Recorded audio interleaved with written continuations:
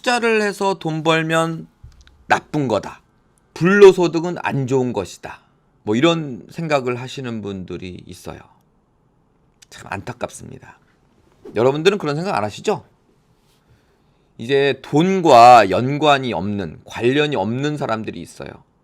여러 가지 케이스들이 있는데 그런 분들은 돈을 벌 생각이 없는 사람들이야.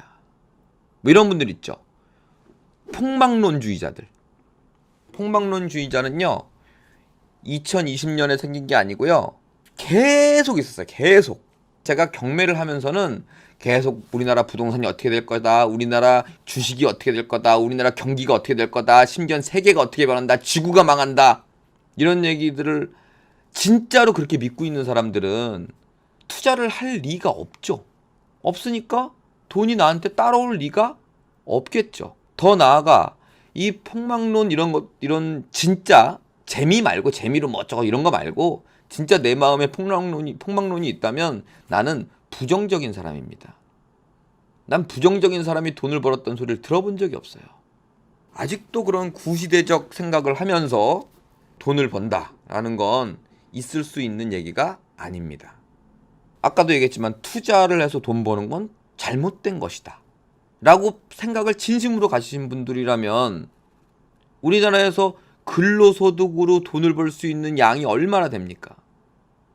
그러면 노동이 꼭 거기에 부여가 돼서 돈을 버는 것만 착한 일이고, 투자나 기타 등의 사업으로 인해서 버는 거는 잘못된 일이라면 그것 또한 돈을 벌 일이 없는 사람이겠죠.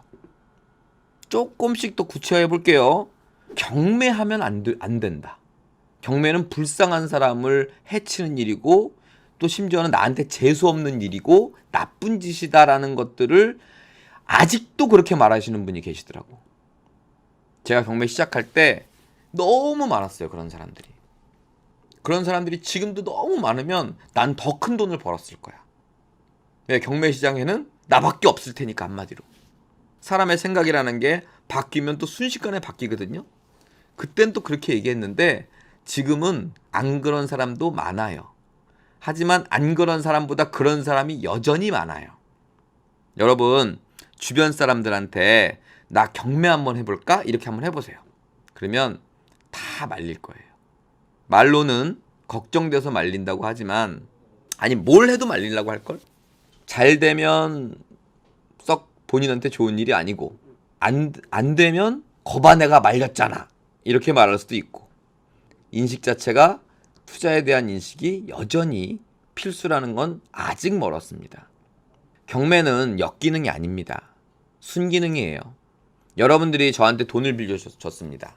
근데 돈을 받을 방법을 법적으로 마련해 놓지 않는다면 이건 돈이 돌아가지 않을 겁니다. 또는 빌려주면 무조건 뛰게 될 거예요. 무조건 못 받습니다. 경매는 돈을 빌려준 사람을 돈을 받게끔 하는 제도입니다. 그럼 이렇게까지 얘기해 볼까요? 돈을 빌려준 여러분이 더 괴로울까요? 돈을 못 갚는 제가 더 괴로울까요? 심지어는 스트레스도 돈을 빌려주고 못 받는 여러분이 더 괴로울 겁니다. 그걸 나름 해소해 주는 게 이 경매 시장이에요. 만약에 이런 거 만들어 놓잖아요? 그러면은 암시장도 형성될 겁니다. 옛날에 여러분들 그 베니스의 상인들? 오래돼서 기억이 안 나는데, 그때는 유태인들한테 직업을 안 줬어요. 정상적인 직업을 주질 않았습니다. 그러니까 비정상적인 직업, 뭐 성경에서 하지 말라는 고리대금을 시작한 게 유태인입니다. 그래서 지금은 유태인이 뭐 세계 부자가 뭐 또 좋은 얘기도 많이 하지만 그때는 유태인이 다 안 좋은 직업을 하고 있었고, 그래서 그때 뭐 돈을 빌려주고 뭐 했어요? 심장을 도려내는 뭐 이런 스토리가 있어요. 만약에 이런 이런 제도가 일어나지 않는다면 그 암시장은 어마어마하게 커질 겁니다. 뭐 신체 포기각서를 쓴다든가. 왜? 돈을 빌려 써야 될 사람은 반드시 있거든요. 그렇게 정상적이지 않은 일을 했기 때문에 지금 은행의 최고가 유태인이 아닌가, 또 이런 생각도 들어요. 일반적으로 생각하는 건 평범하게 살 수밖에 없는 이유다 보니까 우린 조금 다르게 생각해야 된다라는 거를 유태인 여기서 마무리를 짓고요. 그러다 보니까 이 경매가 역기능이다 이런 얘기를 하시는 건 정말 맞지 않는다라는 말씀을 드리고, 또 이런 분들 계셨어요. 왜 망한 물건을 나한테 하라 그러냐. 재수없다.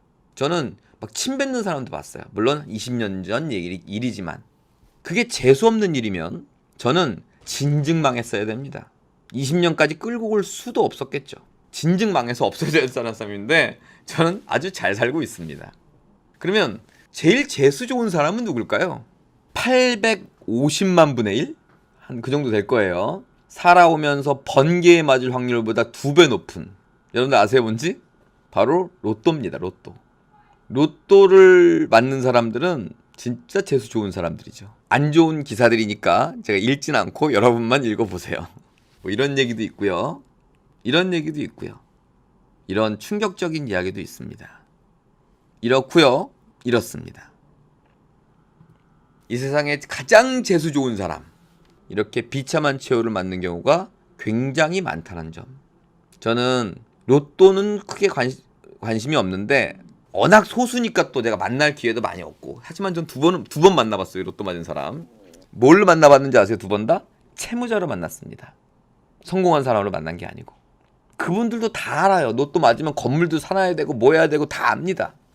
근데 그건 머리로 아는 거고 지혜가 없는 거죠. 그 제일 재수 좋은 사람도 이런 건데 무슨 경매가 재수가 없다고? 참 정말 구시대적인 생각입니다.